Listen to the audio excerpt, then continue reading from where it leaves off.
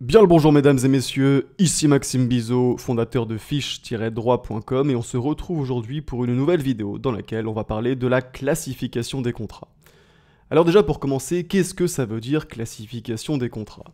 Eh bien tout simplement, il existe différents types de contrats. Et on peut donc classer les contrats dans des catégories distinctes. C'est quoi l'intérêt de classer les contrats dans des catégories distinctes? Eh bien en fonction de la catégorie à laquelle un contrat est rattaché, son régime juridique sera différent.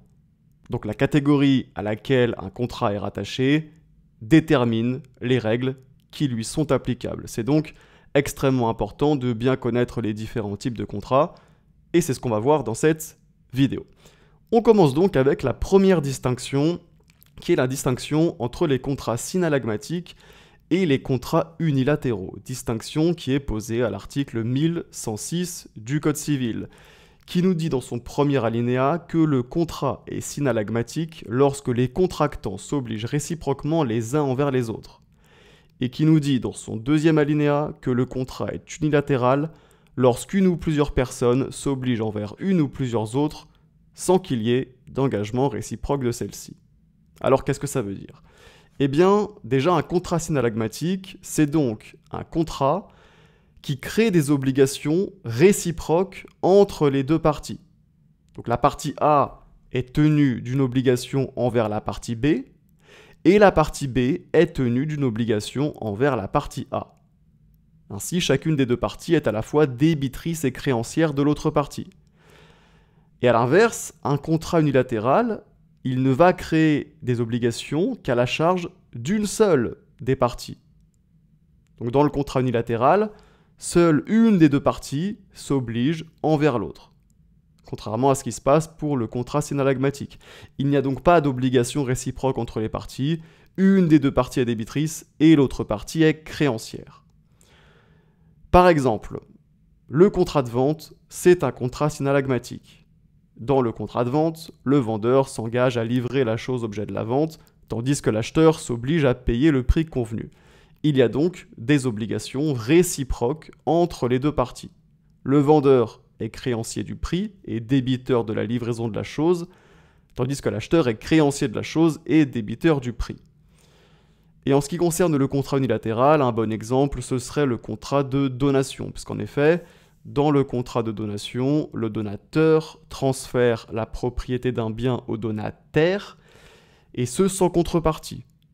Donc le donataire, il n'a rien à faire, il est simplement créancier du bien donné, et il n'est tenu d'aucune obligation, alors qu'à l'inverse, le donateur est débiteur de l'obligation de donner le bien. On passe maintenant à la distinction suivante, qui concerne d'une part les contrats à titre gratuit et d'autre part les contrats à titre onéreux. Distinction qui figure à l'article 1107 du Code civil. Et on commence avec l'alinéa premier de cet article 1107 qui nous dit que le contrat est à titre onéreux lorsque chacune des parties reçoit de l'autre un avantage en contrepartie de celui qu'elle procure.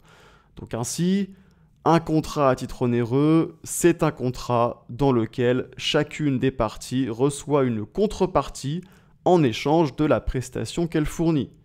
La partie A fournit une prestation à la partie B et reçoit en échange une contrepartie, et la partie B fournit une prestation à la partie A et reçoit, là encore, une contrepartie en échange.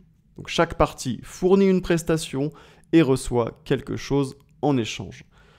Et un bon exemple de contrat à titre onéreux, c'est le contrat de vente. Et oui, parce que dans le contrat de vente, aussi bien le vendeur que l'acheteur reçoit un avantage en contrepartie de celui qu'il procure. Le vendeur reçoit le prix en contrepartie de la livraison de la chose objet de la vente, et l'acheteur reçoit la chose en contrepartie du paiement du prix. Et donc, le contrat à titre onéreux, il se distingue du contrat à titre gratuit, qui lui est le contrat dans lequel l'une des parties procure à l'autre un avantage sans attendre ni recevoir de contrepartie. Ainsi, dans un contrat à titre gratuit, on a une des deux parties qui apporte un avantage à l'autre partie, mais qui n'attend ni ne reçoit rien en retour. Autrement dit, la partie A fournit une prestation à la partie B, mais en échange, elle ne reçoit rien. La partie B reçoit un avantage sans avoir à fournir de prestations en retour. Donc au final, alors que dans le contrat à titre onéreux, chaque partie fournit une prestation à l'autre et reçoit en échange une contrepartie, eh bien dans le contrat à titre gratuit, seule une des deux parties fournit une prestation et elle ne reçoit pas de contrepartie en échange. Et par exemple, le contrat de donation, c'est un contrat à titre gratuit. Effectivement, dans le contrat de donation, le donateur transfère la propriété d'un bien au donataire, et ce, sans contrepartie. Ok, distinction suivante, elle va concerner les contrats commutatifs et les contrats aléatoires, distinction qui figure à l'article 1108 du Code civil. Et pour commencer, l'alinéa premier de cet article 1108 nous dit que le contrat est commutatif lorsque chacune des parties s'engage à procurer à l'autre un avantage qui est regardé comme l'équivalent de celui qu'elle reçoit. Ça signifie que les avantages que chaque partie procure à l'autre sont nécessairement connus et déterminés dès la conclusion du contrat. Et donc ainsi, un contrat commutatif, c'est un contrat dans lequel les parties ont définitivement fixé, au moment de la conclusion du contrat, les prestations mises à la charge de l'une et de l'autre. Donc chacune des deux parties connaît, au moment de s'engager, la prestation qu'elle devra fournir et la contrepartie qu'elle recevra en échange. Ainsi, par exemple, le contrat de vente, c'est un contrat commutatif parce que dès sa conclusion, les parties se sont accordées sur la chose vendue et sur le prix que doit payer l'acheteur. Le vendeur sait le prix qu'il va recevoir en échange de la chose et l'acheteur sait qu'il va recevoir un bien déterminé en échange du paiement du prix. Et donc, le contrat commutatif, il se distingue du contrat aléatoire. Le contrat aléatoire, c'est le contrat où les parties acceptent de faire dépendre les effets du contrat, quant aux avantages et aux pertes qui en résulteront, d'un événement incertain, nous dit l'alinéa 2 de l'article 1108 du Code civil. Donc ainsi, un contrat aléatoire, c'est un contrat où la prestation de l'une des deux parties n'est pas fixée dès la conclusion du contrat, mais va dépendre d'un événement incertain. Et donc, nécessairement, la contrepartie que l'autre partie va recevoir, elle n'est également pas fixée dès la conclusion du contrat. Elle va dépendre de cet événement incertain. Par exemple, le contrat d'assurance est un contrat aléatoire. Si par exemple, vous partez en vacances en Thaïlande, et bien avant de partir, vous allez souscrire un contrat d'assurance santé qui va vous couvrir si jamais il vous arrive un problème de santé pendant votre voyage. Donc vous allez payer à la compagnie d'assurance une certaine somme d'argent et en échange, la compagnie d'assurance va s'engager à payer vos frais de santé, à payer vos frais d'hospitalisation si jamais vous tombez malade ou si jamais vous avez un accident. Et ce contrat, c'est un contrat aléatoire parce que la prestation qui va être fournie par la compagnie d'assurance et donc la contrepartie que vous allez recevoir, dépend d'un événement incertain, à savoir, est-ce que vous allez avoir un accident, est-ce que vous allez tomber malade, etc. etc. S'il ne vous arrive rien, eh bien la compagnie d'assurance n'aura rien à payer, mais s'il vous arrive quelque chose, la compagnie d'assurance devra payer vos frais de santé, vos frais d'hospitalisation, etc. etc. Donc retenez bien que le contrat aléatoire, c'est celui dans lequel la prestation qui est due par l'une des parties va dépendre d'un événement incertain, alors que dans le contrat commutatif, les deux parties savent dès le départ quelles prestations elles doivent fournir et ce qu'elles recevront en échange. On passe donc à la distinction suivante qui concerne les contrats consensuels, les contrats solennels et les contrats réels. Et cette distinction, elle figure à l'article 1109 du Code civil. Et pour commencer, on a l'article 1109, alinéa 1er, qui nous dit que le contrat est consensuel lorsqu'il se forme par le seul échange des consentements, quel qu'en soit le mode d'expression. Donc ainsi, un contrat consensuel, c'est un contrat qui est formé à partir du moment où les parties ont donné leur accord. Le simple échange des consentements est suffisant et rien d'autre n'est requis. C'est-à-dire qu'il n'y a pas besoin de matérialiser le contrat par écrit ou bien de réaliser des formalités particulières pour que le contrat soit formé. Et par exemple, le contrat de vente est un contrat consensuel, puisqu'en effet, le simple accord des parties sur la chose vendue et sur le prix que doit payer l'acheteur est suffisant pour que le contrat de vente soit conclu. Encore une fois, il n'y a pas besoin que le contrat soit sous forme écrite et il n'y a pas non plus besoin d'accomplir des formalités particulières. Il faut bien comprendre qu'en droit français, les contrats sont en principe consensuels. Donc ainsi, en principe, le simple échange des consentements des parties suffit pour conclure un contrat. En revanche, il existe des exceptions à ce principe, et ces exceptions, ce sont justement les contrats solennels et les contrats réels. Alors pour commencer, en ce qui concerne le contrat solennel, eh bien, l'alinéa 2 de l'article 1109 du Code civil nous dit que le contrat est solennel lorsque sa validité est subordonnée à des formes déterminées par la loi.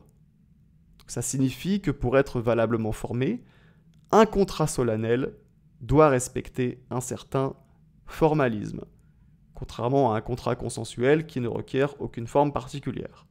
Et c'est la loi qui détermine si tel ou tel contrat est solennel. Donc concrètement, ce qui se passe, c'est que pour tel ou tel contrat, la loi va prévoir que ce contrat requiert une formalité spécifique et va donc en faire un contrat solennel. Et par exemple, le contrat de donation est un contrat solennel, puisqu'en effet, la loi prévoit que la donation doit impérativement être faite par acte notarié, c'est-à-dire par un contrat écrit signé chez un notaire. Et en ce qui concerne le contrat réel, eh bien selon l'article 1109 alinéa 3 du Code civil, le contrat est réel lorsque sa formation est subordonnée à la remise d'une chose. Donc le contrat réel, pour être formé, il requiert évidemment le consentement des parties, tout comme le contrat consensuel, mais il requiert également la remise d'une chose. Le contrat ne sera pas formé tant que la chose n'aura pas été remise. Exemple de contrat réel, un prêt entre particuliers. Donc, par exemple, si vous prêtez votre ordinateur ou votre code civil à un de vos amis, eh bien le contrat de prêt ne sera pas formé tant que vous n'aurez pas remis physiquement l'ordinateur ou le code civil à votre ami. Sur ce, on enchaîne avec la distinction suivante qui concerne les contrats de gré à gré et les contrats d'adhésion. Et cette distinction, elle figure à l'article 1110 du Code civil.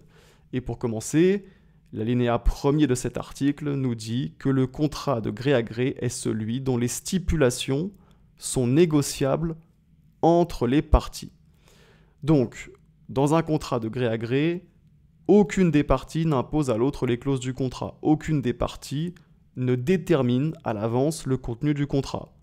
Au contraire, les parties peuvent négocier et déterminer ensemble les stipulations du contrat. Contrairement à ce qui se passe pour un contrat d'adhésion. Contrat d'adhésion qui est le contrat qui comporte un ensemble de clauses non négociables déterminées à l'avance par l'une des parties. Donc dans un contrat d'adhésion, on a l'une des deux parties qui impose à l'autre partie les clauses du contrat, généralement parce qu'elle est en position de force. Et donc, la partie qui se voit imposer les clauses du contrat, finalement, elle ne négocie même pas le contrat, elle signe simplement ce qui a été déterminé à l'avance par l'autre partie. Et c'est typiquement ce qui se passe dans la plupart des contrats entre consommateurs et professionnels. Par exemple, le contrat d'abonnement en salle de sport est un contrat d'adhésion. Lorsque vous souscrivez à un tel contrat, vous ne négociez aucune des clauses, vous vous contentez de signer le contrat dont le modèle a été préparé à l'avance par la salle de sport. Alors que dans un contrat de gré à gré, comme je vous l'ai dit, les deux parties déterminent ensemble le contenu du contrat. Et puis donc, dernière distinction, c'est la distinction entre les contrats à exécution instantanée et les contrats à exécution successive. Alors pour commencer, qu'est-ce qu'un contrat à exécution instantanée ? C'est un contrat dont les obligations peuvent s'exécuter en une prestation unique. Donc ainsi, dans un contrat à exécution instantanée, les prestations des parties ne vont pas s'échelonner dans le temps. Elles n'ont pas vocation à durer. Elle s'exécute, au contraire, dans un trait de temps. Par exemple, le contrat de vente est un contrat à exécution instantanée, puisqu'en effet, les obligations du vendeur et de l'acheteur peuvent s'exécuter en une prestation unique. Une fois la chose remise par le vendeur à l'acheteur en échange du prix, aussi bien les obligations du vendeur que de l'acheteur sont exécutées. Elles ne s'échelonnent pas dans le temps. Et donc, le contrat à exécution instantanée, il se distingue du contrat à exécution successive, qui est le contrat où les obligations d'au moins une partie s'exécutent en plusieurs prestations échelonnées dans le temps. Donc ainsi, dans un contrat à exécution successive, les prestations d'au moins une des parties vont s'étendre dans la durée, contrairement à ce qui se passe pour un contrat à exécution instantanée.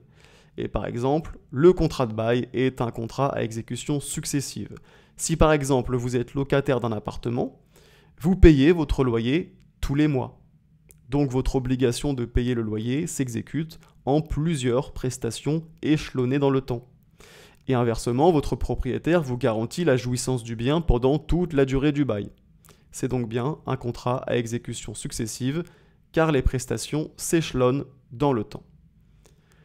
Voilà, sur ce, cette vidéo est maintenant terminée. J'espère qu'elle vous aura aidé à bien comprendre les différents types de contrats. N'oubliez pas de me mettre un petit like et on se dit à très bientôt pour une prochaine vidéo.